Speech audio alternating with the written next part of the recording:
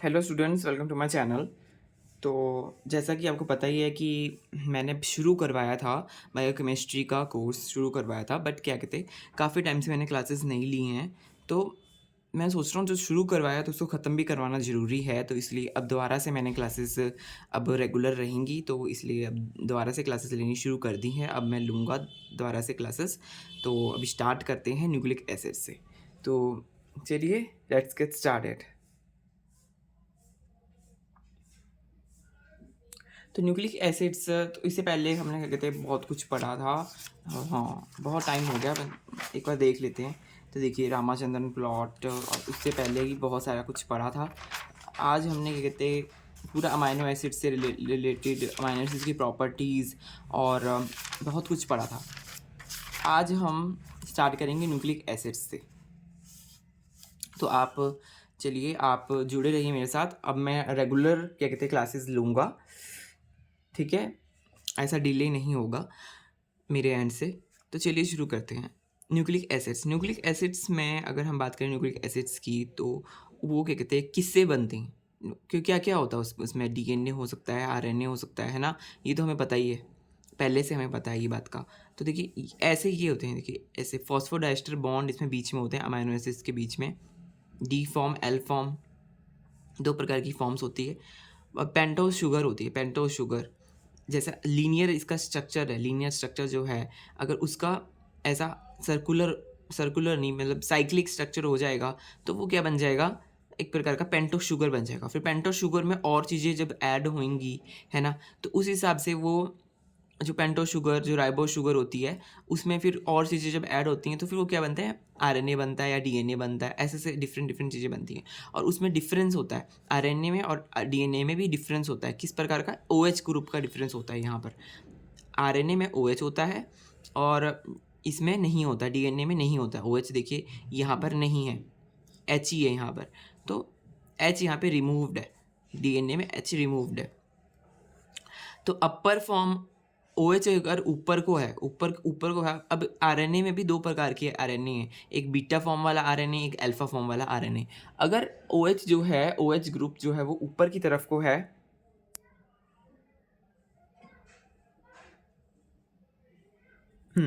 OH group जब अगर ऊपर की तरफ को है, तो उसको बोलते हैं बीटा फॉर्म का आरएनए। ओएच जो अगर नीचे की तरफ है, तो उसको बोलेंगे अल्फा फॉर्म का आरएनए। तो ऐसे दो प्रकार के आरएनए हो गए, है ना। और डीएनए तो हमने देख लिया, जिसमें ओएच नहीं है वो डीएनए है। अब डीएनए डीएनए किस चीज़ से बना है, क्या कंपोनेंट्स हैं डीएनए के, वो एक बार देख लेते हैं। पहले देखिए, इसमें फॉस्फेट ग्रुप होगा, एक एक इसमें फॉस्फेट ग्रुप होगा, एक इसमें शुगर होगा और एक नाइट्रोजनस बेस होगा। तो ये तीन चीज़ें मिलकर क्या बनाएंगी, डीएनए को बनाएंगी। और दो इन इन तीनों को बोलते हैं न्यूक्लियोटाइड। इन तीनों को जब भी आपस में तीनों कंबाइंड हैं, इन तीनों को बोलेंगे न्यूक्लियोटाइड। और सिर्फ शुगर और नाइट्रोजनस बेस होगा, उसको बोलेंगे न्यूक्लियोसाइड। ठीक है, तो ये डिफरेंस है न्यूक्लियोटाइड और न्यूक्लियोसाइड में। कई बार क्वेश्चंस में पूछ लेते हैं, और मतलब डिफरेंस पता होना चाहिए, तभी हम क्या कहते हैं वो वाले क्वेश्चंस कर पाते हैं, जो बड़े क्वेश्चंस आते हैं, वो वाले पैराग्राफ वाले क्वेश्चंस वो तभी कर पाते हैं, ठीक, ताकि न्यूक्लियोसाइड और उसका मतलब पता हो। इसलिए मैंने यहाँ पे इस तरीके से यहाँ पे लिखा हुआ है। तो ये देखिए, यहाँ पे एक बीच में यहाँ पे शुगर है, और इस तरह एक फॉस्फेट ग्रुप है, और इस तरफ क्या है, एक नाइट्रोजनस बेस है। तो बीच में क्या है, मोनोमर न्यूक्लियोटाइड है, मोनोमर न्यूक्लियोटाइड। तो इस प्रकार से कि टोटल पूरा बना हुआ है डीएनए का स्ट्रक्चर, जिसमें सब कुछ यहाँ पे फॉस्फेट ग्रुप, शुगर और नाइट्रोजनस बेस सब कुछ यहाँ पे प्रेजेंट है। अब हम नाइट्रोजनस बेस के बारे में पढ़ते हैं। नाइट्रोजनस बेस ये तो बहुत ही क्या कहते हैं, पहले भी हमने पढ़ा हुआ है, पहली क्लासेस में भी, प्रीवियस क्लासेस में भी हम ये पढ़ते ही आए हैं, हमेशा से पता ही होना चाहिए, बहुत ही बेसिक चीज़ है। तो एक बार फिर से पढ़ लेते हैं इसको अच्छे से। नाइट्रोजनस बेस जो है वो दो प्रकार के होते हैं, एक प्यूरिन होता है, एक पिरिमिडिन होता है। दो प्रकार के हैं, प्यूरिन एंड पिरिमिडिन। ये देखिए, प्यूरिन जो है वो डबल रिंग स्ट्रक्चर है, डबल रिंग स्ट्रक्चर, इसमें दो रिंग्स प्रेजेंट है। और पिरिमिडिन जो है वो सिंगल रिंग स्ट्रक्चर है, सिंगल रिंग इसमें प्रेजेंट होती है। ठीक है, प्यूरिन वाला जो है उसको हम, हाँ, तो ये देखिए, उसमें एडेनिन और ग्वानिन दो दो चीज़ें आ गई। इसमें क्या आ गया, एडेनिन आ गया, ग्वानिन आ गया। अब इसकी काउंटिंग की बात करें तो यहाँ देखिए 1 2 3 4 5 6, हाँ, 6 7 8 9, ऐसे इस प्रकार से इसमें काउंटिंग हो रखी है, 8 9 6 7 8 9 ऐसे पहले ऐसे हुई है, पहले क्लॉकवाइज काउंटिंग हुई है, फिर यहाँ पे एंटी क्लॉकवाइज काउंटिंग हुई है। पहले 1 2 3 4 5, फिर 6 उधर 6, फिर 7 8 9, इस प्रकार से यहाँ पे काउंटिंग करते हैं, मतलब नंबर ऑफ बॉन्ड्स की काउंटिंग इस प्रकार से होती है। अब देखिए एडेनिन जो है उसको 6 अमीनो प्यूरिन भी बोलेंगे। 6 अमीनो प्यूरिन, तो नाम से पता लग रहा है 6 पोजीशन पे अमीनो ग्रुप प्रेजेंट है। यहाँ पे 6th पोजीशन पे क्या है, अमीनो ग्रुप प्रेजेंट है, देख सकते हैं आप 6th पोजीशन पे अमीनो ग्रुप प्रेजेंट है। ग्वानिन की बात करें, अगर ग्वानिन की बात करें तो ग्वानिन में 6 2 अमीनो सेकेंड पोजीशन पे, यहाँ पे देखिए सेकंड पोजीशन मैंने यहाँ पे तभी आपको पहले नंबर बताया कि देखिए 1 2 3 4 5, तभी मैंने आपको नंबर पहले बताया क्योंकि फिर यहाँ पे उसी हिसाब से यहाँ पे देखिए इसका नेम है जी, क्योंकि इसमें सेकंड पोजीशन पे अमीनो ग्रुप प्रेजेंट है और 6th पोजीशन पे ये ऑक्सीजन जो है ओ ऑक्सी प्यूरिन, ठीक है, इस प्रकार से, और ये एक प्यूरिन है, तो इस प्रकार से ये इसका पूरा नाम बन गया 2 अमीनो 6 ऑक्सी प्यूरिन।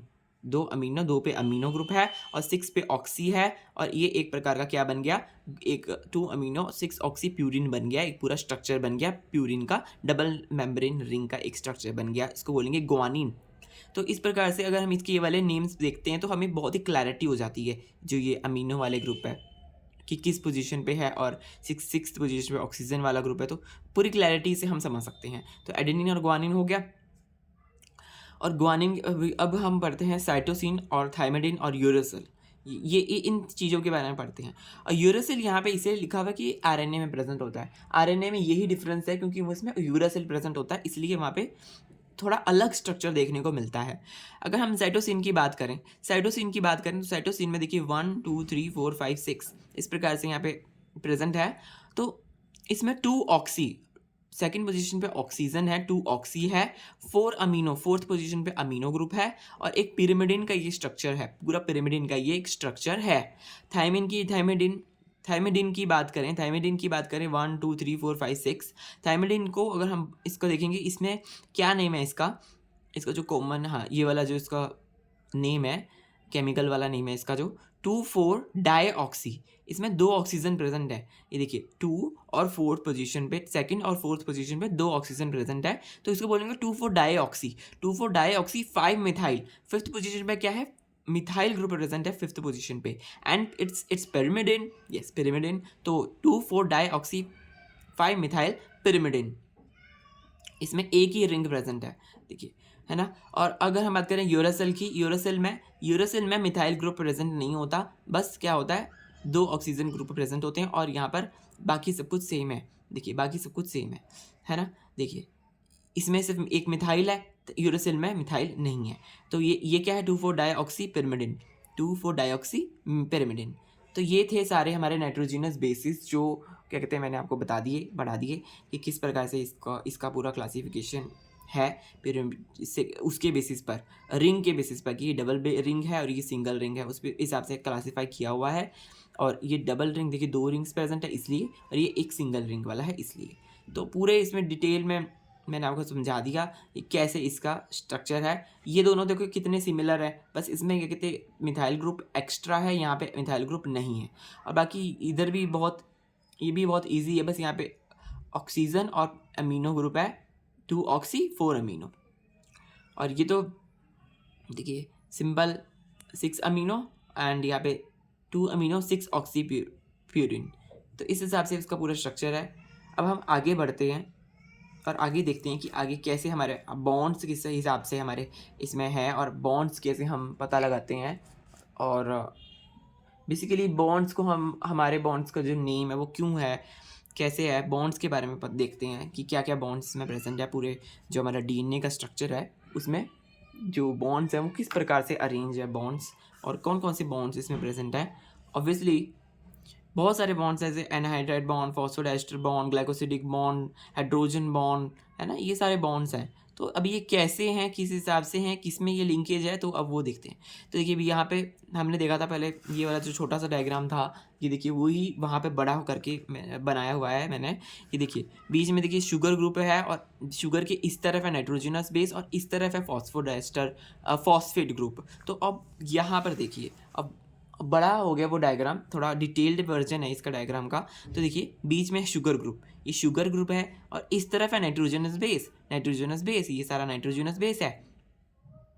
शुगर और नाइट्रोजनस बेस जो है आपस में ये कनेक्टेड है, किससे? ये आपस में कनेक्टेड है ग्लाइकोसिडिक बॉन्ड के थ्रू। किसके थ्रू? ग्लाइकोसिडिक बॉन्ड के थ्रू, जो कि वाटर के रिमूवल में बनता है। जब वाटर का रिमूवल होता है तो ये वाला बॉन्ड बनता है, ग्लाइकोसिडिक बॉन्ड बनता है। इसके बीच में है शुगर के बीच में, और नाइट्रोजन के बीच में कौन सा ग्रुप है? ये ग्लाइकोसिडिक बॉन्ड है। अब यहाँ पे देखिए कि शुगर है कि डीएनए है, डीएनए इसकी पहचान यही है क्योंकि इसमें यहाँ पे OH ग्रुप नहीं है, तो ये डीएनए है। ठीक है, ये पहले मैंने आपको बता दिया इस बात का, है ना। तो यहाँ पे देखिए, और इधर है फॉस्फेट ग्रुप, ये सारा फॉस्फेट ग्रुप है। फॉस्फेट जो पी मैंने यहाँ पे लिखा हुआ है, ये देखिए, ये जो पी एक पी लिखा हुआ है, पी मतलब फॉस्फेट, तो यहाँ पे 3 फॉस्फेट लगे होते हैं इसमें, ट्राई फॉस्फेट होता है ये, तभी तो इसका नाम है डीऑक्सी राइबोज न्यूक्लिक एसिड, क्योंकि यहाँ पे एक डीऑक्सी राइबोज है, राइबोज शुगर इसमें प्रेजेंट है, और ये ट्रायोस फॉस्फेट होता है इसमें। ये देखिए 3 इसमें फॉस्फेट होते हैं, देख सकते हैं आप, 1 2 3 3 फॉस्फेट हैं, alpha beta gamma, alpha phosphate, beta phosphate और गामा फॉस्फेट। और इनमें जो आपस में बॉन्ड होता है, इन फॉस्फेट में जो आपस में बॉन्ड होता है, इन बॉन्ड्स को बोलते हैं एनहाइड्राइड बॉन्ड। कौन सा बॉन्ड बोलते हैं? Anhydride bond. और जो शुगर में और फॉस्फेट में बॉन्ड होता है, ये वाला है ना, इसको बोलते हैं फॉस्फोएस्टर बॉन्ड, फॉस्फोएस्टर बॉन्ड। ठीक है, ये 3 बॉन्ड हमने यहाँ पे देखे। एक देखा हमारा ये भी वाटर के रिमूवल से बनता है, ये भी वाटर के रिमूवल से बनता है। और ये ग्लाइकोसिडिक बॉन्ड देखा, जो कि शुगर और नाइट्रोजन के बीच में था, और शुगर और फॉस्फेट के बीच में जो बॉन्ड है उसको बोलते हैं फॉस्फोएस्टर बॉन्ड। और आप ये जो फॉस्फेट है, इन दोनों के बीच में जो ये वाला बॉन्ड है, इसको बोलेंगे एनहाइड्राइड बॉन्ड। हाँ, प्यूरिन जो है, प्यूरिन 9th पोजीशन और pyrimidine 1st पोजीशन।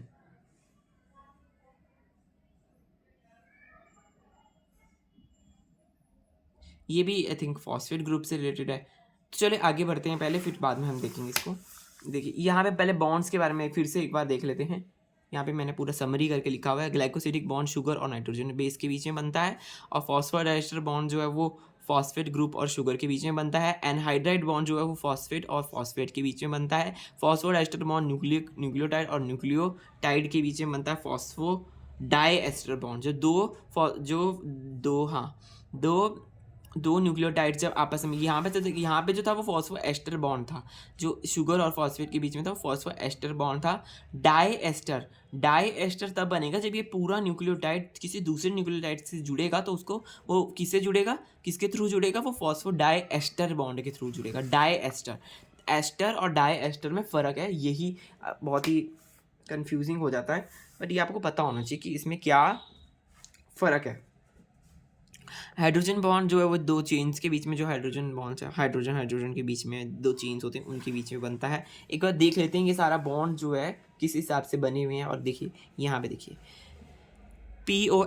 PON मतलब फॉस्फेट, और ये बीच में जो है हमारा ये शुगर और नाइट्रोजन, ये जो आपस में ऐसे लिखा हुआ है मैंने यहाँ पे, देखिए ये आपस में देखिए कनेक्टेड है। इससे दूसरा, ये शुगर है, इस शुगर से दूसरा वाला कनेक्टेड है, ये है फॉस्फोडाइस्टर बॉन्ड, देख सकते हैं आप, है ना। ये फॉस्फेट और फॉस्फेट, ये दूसरे को ऐसे जोड़ रहा है, तो ये वाले बॉन्ड को बोलेंगे फॉस्फोडाइएस्टर बॉन्ड।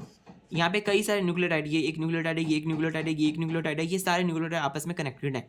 5' to 3' इसकी पोलैरिटी यहाँ पे दिखाई हुई है, तो ये सारे कनेक्टेड हैं आपस में। तो इस हिसाब से जब ये आपस में कनेक्टेड है, तो जब इस तरफ से ये कनेक्टेड, बीच में भी ये कनेक्टेड हो जाएंगे, बीच में हाइड्रोजन बॉन्ड से ऐसे, बीच में हाइड्रोजन बॉन्ड से कनेक्टेड होंगे, तो पूरा डीएनए का स्ट्रक्चर आ गया डबल बॉन्ड, डबल स्ट्रैंड वाला।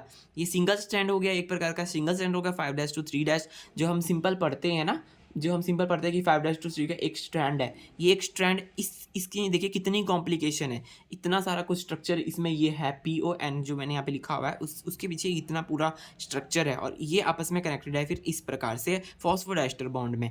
तो ये एक स्ट्रैंड है, फिर दूसरा स्ट्रैंड भी जब इससे जुड़ेगा, 2 स्ट्रैंड आपस में जुड़ेंगे, वो किसी हाइड्रोजन बॉन्डिंग की वजह से जुड़ रहे हैं, तो ये पूरा एक क्या बन जाएगा, डबल स्ट्रैंड का DNA बन जाएगा। तो ये पूरा DNA हमारा बन गया।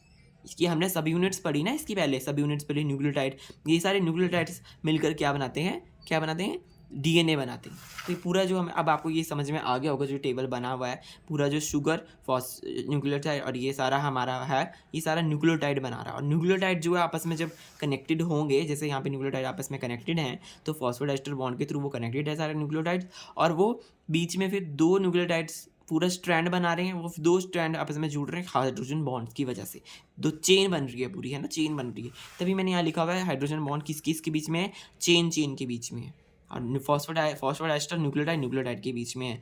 अब आपको समझ में आ रहा होगा जो यहाँ लिखा हुआ है ना, जो कि बहुत ही इजी है। एनहाइड्राइड बॉन्ड फॉस्फेट के बीच में, फॉस्फोएस्टर बॉन्ड जो है वो शुगर और फॉस्फेट के बीच में, और ग्लाइकोसिडिक बॉन्ड शुगर और नाइट्रोजनस बेस के बीच में। तो इस प्रकार से यहाँ पे पूरा बॉन्ड्स जो है वो बने हुए हैं। अब यहाँ पे भी कुछ जानकारी लिखी हुई है, वो देख लेते हैं। ए और टी आपस में ज्वाइन होते हैं, किस प्रकार से होते हैं ज्वाइन, वो देखते हैं। एडेनिन और थाइमिन, ये एडेनिन है और ये है थाइमिन। एडेनिन के पास ये डोनर है,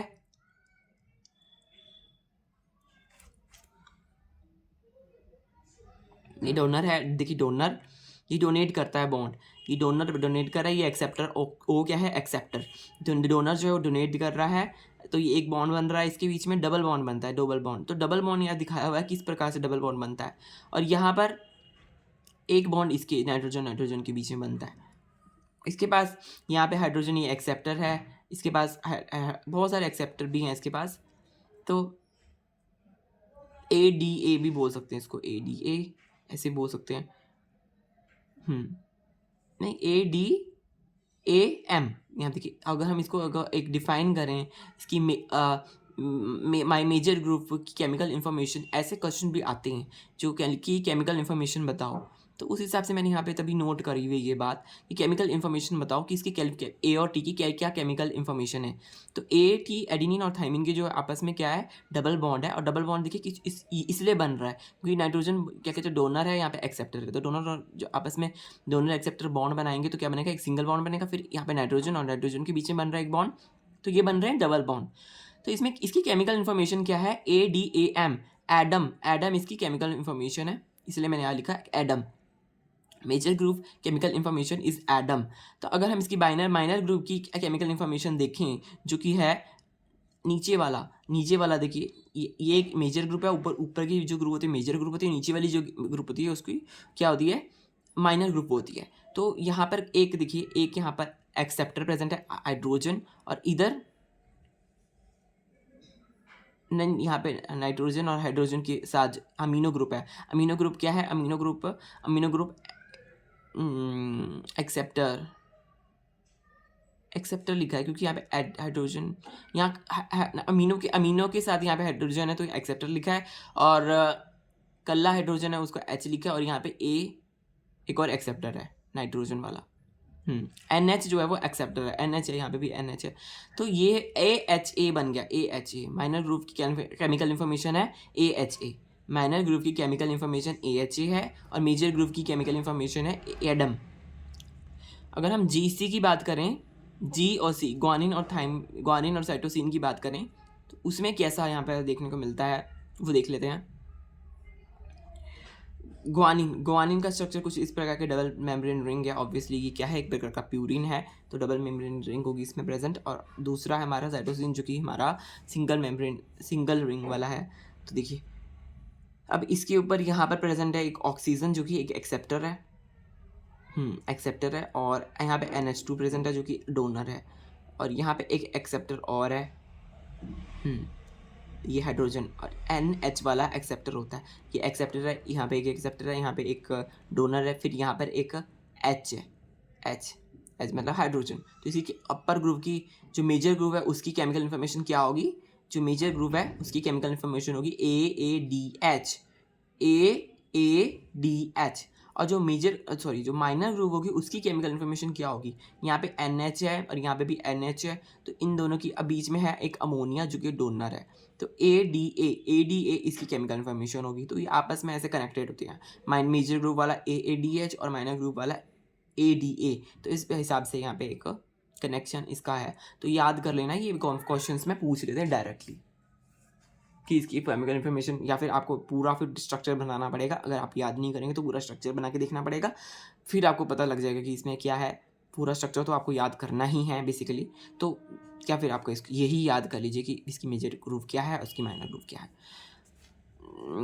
अब टी ए का मैं वो स्ट्रक्चर नहीं बना रहा, बट क्या कहते हैं यहाँ पर आप देख सकते हैं इसकी मेजर ग्रुप क्या है, माडा।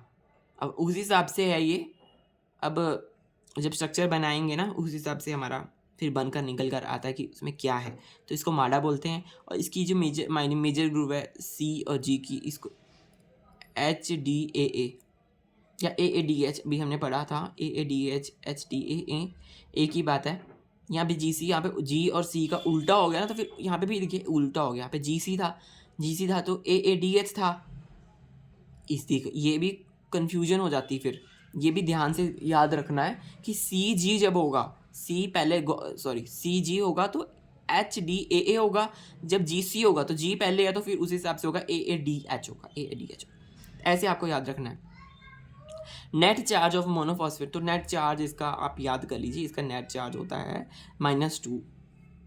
डिग्री ऑफ फ्रीडम देखते हैं। अब डिग्री ऑफ फ्रीडम का क्या मतलब है, डिग्री ऑफ फ्रीडम्स, ये सब चीज़ें जो मैंने बहुत यहाँ पे कंसाइज वे में नोट करी हुई हैं, ताकि पढ़ने में भी इजी रहे। क्योंकि ये सब क्वेश्चंस जो हैं वो आते हैं, पार्ट बी में भी आते हैं, और डिफरेंट एग्जाम्स जो है जो डीबीटी वाले उसमें भी आते हैं, और ऐसे ऐसे आते रहते हैं ये क्वेश्चंस। तो ये पता होना चाहिए। और बीच बीच में फिर हमें पता नहीं रहता, जब हम सॉल्व करते हैं बड़े बड़े क्वेश्चंस, तो उसमें हमें पता नहीं रहता है। अगर हमें ये बात का पता ही नहीं कि डिग्री ऑफ फ्रीडम क्या होगा, तो हम कैसे पता लगाएंगे कि क्वेश्चन आंसर में क्या आएगा, है ना।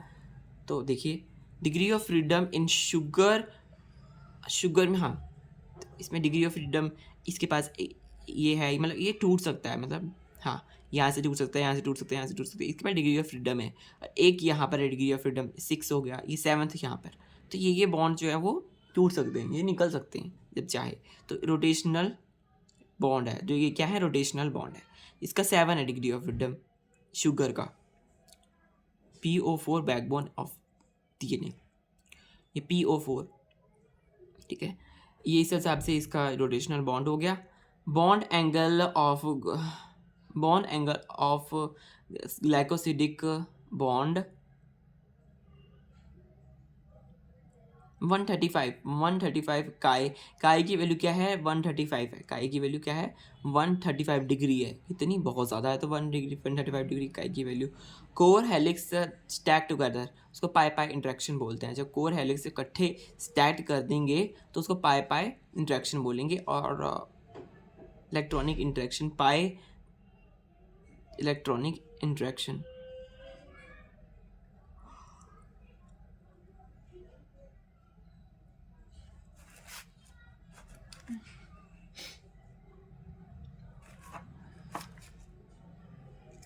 इन मैमल्स न्यूक्लिक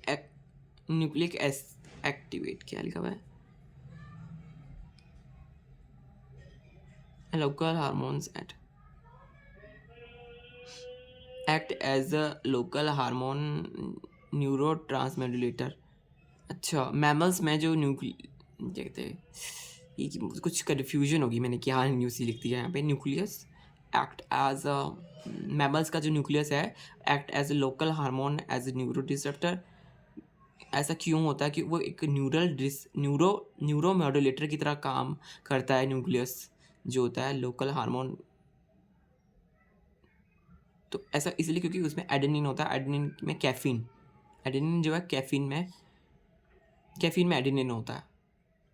सो कंफ्यूजिंग। तो हाँ, मतलब ये याद रख सकते हैं आप कि इसमें एडेनिन में कैफीन होता है। काफ़ी टाइम बाद मैंने अपने नोट्स खोल के देखे ना, एक्चुअली इसलिए ऐसा हो रहा है। अब यहाँ पे एक बार देख लेते हैं, ये बहुत सारी इन्फॉर्मेशन एक्चुअली क्वेश्चन से ही मैंने यहाँ पे लिखे हुए, क्वेश्चन से सॉल्व करते हैं ना, तो उस हिसाब से मैंने यहाँ पे इन्फॉर्मेशन लिखी हुई हैं ताकि मुझे याद रहें। और देखिए इसलिए मैं आपको पढ़ा रहा हूँ।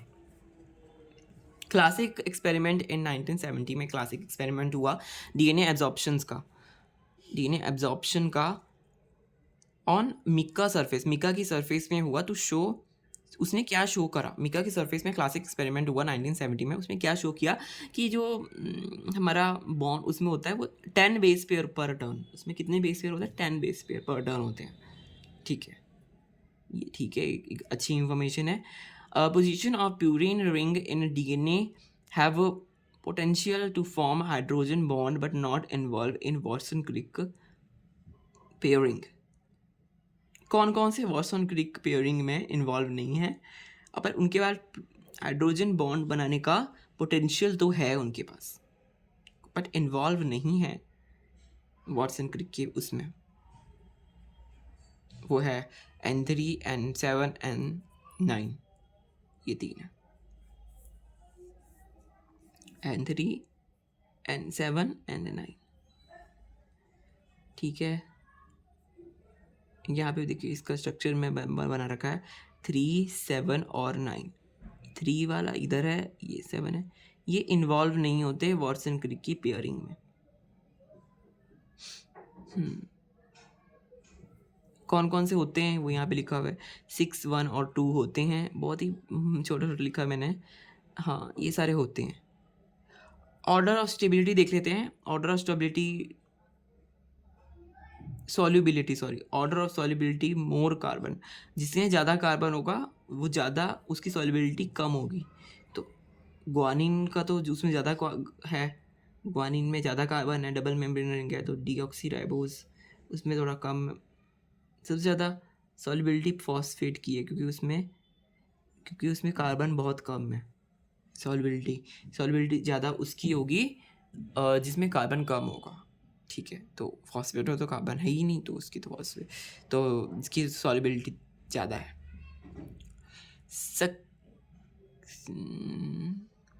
Successive base pair in a BDNA show mean rotation। मतलब हाँ, उसका जो बेस पेयर है वो कैसी मीन रोटेशन शो करता है, 360 इंटरकैलेटिंग एजेंट तो ETBR होता है। हाँ, ये तो हमें पता है कि जो इंटरकैलेटिंग एजेंट होता है वो ETBR होता है। ETBR एक प्रकार की डाई है, उससे पता लगा ये। अच्छा, हाँ, उससे पता लगा इंटरकैलेटिंग एजेंट जो है हमारा, उससे पता चला ETBR से कि कितनी रोटेशन उसमें है। हाँ, उसकी मीन रोटेशन पता चली। Base pair move apart and accommodate by intercalating agent actinomycin D. ये एक प्रकार का एजेंट है एक्टिनोमाइसिन डी। इसने बताया कि 360 क्या लिखा हुआ है, 360 डिग्री रोटेट करता है पर 10.5 बेस पेयर। पर बेस पेयर में इतना ही लिखते 36 डिग्री, आई थिंक 36 डिग्री होगा, 36 नहीं 3.6। मैं आपको बताऊंगा किसी टाइम, ये एक बार आगे चलकर जो क्वेश्चंस में आएंगे ना तो आपको पूरा क्लैरिटी से बता दूंगा। पर ये आप याद रखिए यहाँ पे कि इंटरकैलेटिंग एजेंट कौन सा होता है, वो होता है एक्टिनोमाइसिन डी। ठीक है, और एक्टिनोमाइसिन डी जो है उससे हमें ये भी पता लगता है कि इसमें रोटेशन क्या है। ये एक इंपॉर्टेंट बात होगी, है ना।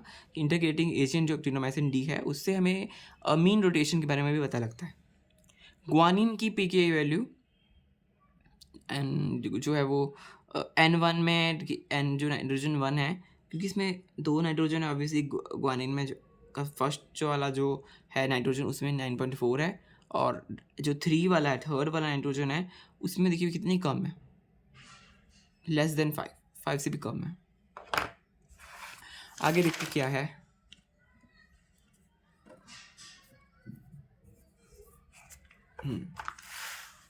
थोड़ा सा यहाँ पे रह गया, सारा ख़त्म कर लेते हैं आज न्यूक्लिक एसिड्स। फिर कल से हम करेंगे, कल हम ये पढ़ेंगे, हम कार्बोहाइड्रेट्स पढ़ेंगे। आज हम यही ख़त्म कर लेते हैं, जो इसके बारे में और मैंने जानकारी लिखी है वो एक बार पढ़ लेते हैं।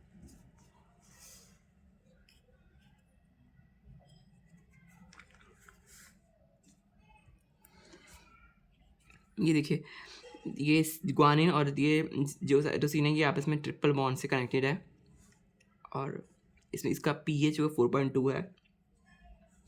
पीके ऑफ साइटोसिना, इसमें pK of cytosine 7.5 oxygen triple pairing value changes to less than 4.2। अब हाँ, ऐसा क्यों है? ऐसा क्यों है कि हुडस्टिन जो ट्रिपल बेस पेयरिंग जब होती है तब उसका जो पीके वैल्यू है वो 4.2 हो जाता है, जबकि उसका इतना नहीं है। उसका पीके वैल्यू 7.5 है।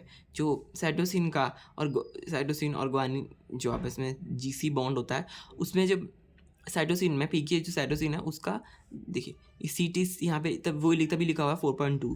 ये हुजिस्टिन ट्रिपल बॉन्डिंग जब जब ये जीसी के साथ बॉन्ड बनाता है, ग्वानिन और साइटोसिन जब आपस में बॉन्ड बनाते हैं, जब साइटोसिन ग्वानिन के साथ बॉन्ड बनाएगा तो उसकी वैल्यू जो है वो पीके की वो कम होगी, 4.2 हो गई। ऐसा क्यों?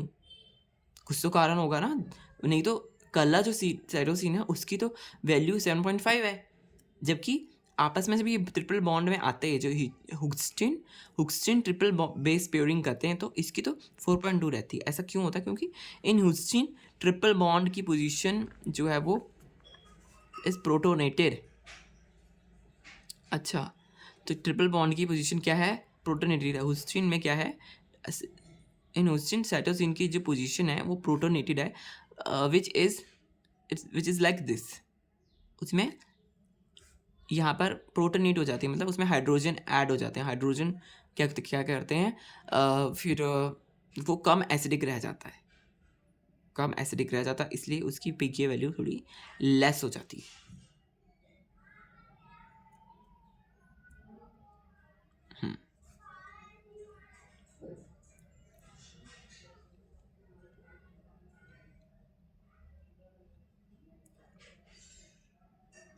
मतलब हाँ, ऑब्वियसली ये तो ज़्यादा एसिडिक है ना, पीएच 4.2 है तो ये तो एसिडिक है, ऑब्वियसली एसिडिक है। कम हो जाने का मतलब है कि ज़्यादा एसिडिक हो गया, उसकी पीके वैल्यू कम हो गई तो उसका मतलब वो ज़्यादा एसिडिक हो गया, क्योंकि ऑब्वियसली इसमें एसिडिटी जो हाइड्रोजन होते हैं वो एसिडिटी तो बढ़ाते हैं। आई थिंक थोड़ा कन्फ्यूजन हो गई थी, तो एक बार अब फिर से देखते हैं कि यहाँ पे बस ये लिखा हुआ है कि 7.5 तो है उसकी नॉर्मली साइटोसिन की value, but Hoogsteen triple base pairing की वजह से क्या होता है 4.2 हो जाती है। ऐसा क्यों? कम क्यों हो गई है इसकी, मतलब पीएच कम क्यों हो गया है, एसिडिटी बढ़ क्यों गई, एसिडिक ज़्यादा क्यों हो गया? क्योंकि इसमें हुस्टिन की जो प्रोटोनेट हो जाती है पोजीशन, क्या होती है प्रोटोनेट, मतलब हाइड्रोजन उसमें ऐड हो गया। हाइड्रोजन जब ऐड होगा, हाइड्रोजन क्या करता है एसिडिटी बढ़ाता है, इसलिए एसिडिटी बढ़ेगा तो एसिडिक हो जाएगा, तो पीएच जो है घट जाएगा। पीएच घट मतलब एसिडिटी बढ़ गई, एसिडिक हो गया। पीके वैल्यू भी घट गई, पीके वैल्यू तो 4.2 हो गई, मतलब एसिडिक हो गया। हाँ, atom participate in hydrogen bonding and triple DNA are refer to as Hoogsteen position.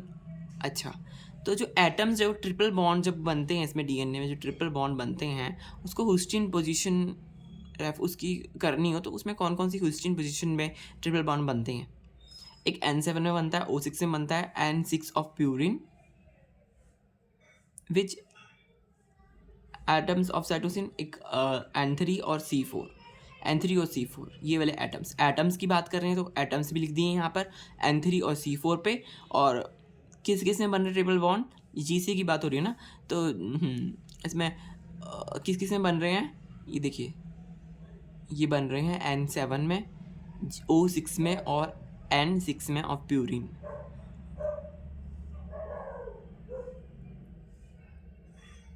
ये तीन बनाते हैं ट्रिपल बॉन्ड जिसको हुस्टिन पोजीशन भी बोलते हैं। और कौन कौन से एटम?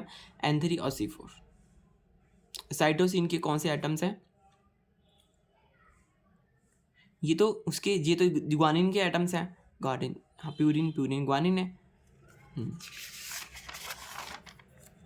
हाँ, ग्वानिन के कौन कौन से एटम्स हैं? ग्वानिन के एटम्स हैं N7, O6 और N6। और ये हमारे साइटोसिन के कौन से हैं? N3 और C4। तो एक प्रकार से ये पोजीशंस के बारे में पूछ लिया कि कौन कौन सी हुस्टिन पोजीशन कौन कौन सी होती हैं। तो ये तो एक प्रकार का जी और सी का क्वेश्चन था, तो उस हिसाब से मैंने इसको नोट कर लिया था। तो अब देखते हैं टाइप्स ऑफ आरएनए। दो प्रकार के मेजरली, कोडिंग और नॉन कोडिंग, दो प्रकार के, कोडिंग और नॉन कोडिंग। कोडिंग में हमारा एमआरएनए आ जाता है। एमआरएनए ऑब्वियसली एमआरएनए फिर जो ट्रांसक्रिप्ट बनती है ना, फिर आगे प्रोटीन बनता है, तो वो तो एमआरएनए है। नॉन कोडिंग कौन सा हो गया? TRNA, RNA, rRNA, tRNA, rRNA, miRNA, siRNA, snoRNA, snRNA, ये सारे हो गए। मेजर कौन से हैं? RMT कौन से? मेजर, ये हमारे मेजर कौन से? RMT। नॉन कोडिंग आर और डी वाले नॉन कोडिंग है। इसको हम ऐसे RMT को रूममेट से भी, रूममेट इससे भी हम याद कर सकते हैं मेजर वालों को। और रेगुलेशन में कौन से इस्तेमाल होते हैं? MIRNA और SIRNA जो है वो रेगुलेशन में इस्तेमाल होते हैं। SNO न्यूक्लियोटाइड्स बनाता है और SNRNA न्यूक्लियस बनाता है, न्यूक्लियोलस बनाता है SNO। और SNRNA जो है हाँ small nuclear small nuclear RNA, ये स्मॉल न्यूक्लियोलर RNA। ये न्यूक्लियोलस बनाता है, ये बनाता है न्यूक्लियस। तो ये था अभी, फिर कल हम पढ़ेंगे अब कार्बोहाइड्रेट्स। आज हमने पढ़ा था न्यूक्लिक एसिड। न्यूक्लिक एसिड्स का जो इम्पोर्टेंट चीज़ें थी वो मैंने सब कुछ यहाँ पे लिख दी थी और मैंने आपको पढ़ा भी दिया, जो कि क्लास जो है बहुत टाइम बाद आई है, आई नो दैट। बट ये कि ऐसा है कि मतलब ऐसा तो है, मतलब जो मैंने शुरू करा, मैंने यही सोचा कि मैंने जो शुरू करा वो तो ख़त्म करूँगा ही मैं, है ना। जब मैंने बढ़ाना अब चैनल खोला है तो इसमें मैं कंटेंट आपको लाऊंगा। थोड़ा लेट हो गया due to some reason, but बंद नहीं होगा, कंटेंट आएगा। जो इससे रिलेटेड कंटेंट है आप, है ना, CSR नेट से रिलेटेड कंटेंट है वो मैं डालूंगा ही डालूंगा, क्योंकि मैंने कुछ सोच के शुरू करा तो फिर अब मेरे को उसको सस्टेन भी करना है, तो मुझे भी पता है। तो आप रिलाई कर सकते हैं ऋषभ लाइफ साइंसेस को, आप सब्सक्राइब करें। और लॉन्ग टर्म में जो है ना कर रहा है ना, क्या कहते हैं, वो कर रहा है जो जैसे BSc में कई बच्चे होते हैं, है ना, वो लॉन्ग टर्म से पढ़ रहे होते हैं, अब तो उनके लिए सही है मेरे चैनल, क्योंकि उनको ईज़िली कंटेंट मिल जाएगा। बाकी जो आपकी मर्ज़ी, आप कोई भी वैसे भी फ़ायदा उठा सकता है, तो उस हिसाब से आप चैनल में देख सकते हैं। और भी यूनिट्स मैंने पहले पहले पढ़ा दिए थे, जो देख सकते हैं आप। मॉलिक्यूलर बायोलॉजी पढ़ाया था मैंने, और मैंने प्लांट फिजियोलॉजी पढ़ा दिया था उसकी नोट्स से। तो ये वाले यूनिट्स हैं, ये तो देखिए पढ़ा दिए, है ना। तो आप उनको और कौन सा पढ़ाया था मैंने तो मतलब कई सारे यूनिट्स जो मैंने पढ़ा दिए, और ये वाला अब चल पड़ा, फिर उसकी मैंने प्रैक्टिस भी कराई थी बीच में। तो ऐसे से आप कर सकते हैं, जिसने नहीं करे थे, जो जैसे नया व्यक्ति है, कोई नया व्यक्ति है, तो वो भी पढ़ लेगा तो उसका कवर हो सकता है। तो ऐसे मैं अपनी तरफ से कोशिश करूँगा क्लासेस को कंटिन्यू रखने की। तो मिलते हैं अब नेक्स्ट क्लास में, हम पढ़ेंगे कार्बोहाइड्रेट्स। तो अब ये इस महीने में काफ़ी कुछ तरीके से वीडियोज़ लाऊंगा, और अच्छे से हम सिलेबस को कवर करने की कोशिश करेंगे जितना मेरे से हो पाएगा। तो आप सब्सक्राइब कर लीजिए ऋषभ लाइसेंस को, थोड़ा मोटिवेशन मुझे मिलेगा ना, तो मुझे और अच्छा लगेगा। तो अगर आप शेयर करेंगे, लाइक करेंगे, तो मिलेंगे किसी और वीडियो में। Bye bye, have a nice day.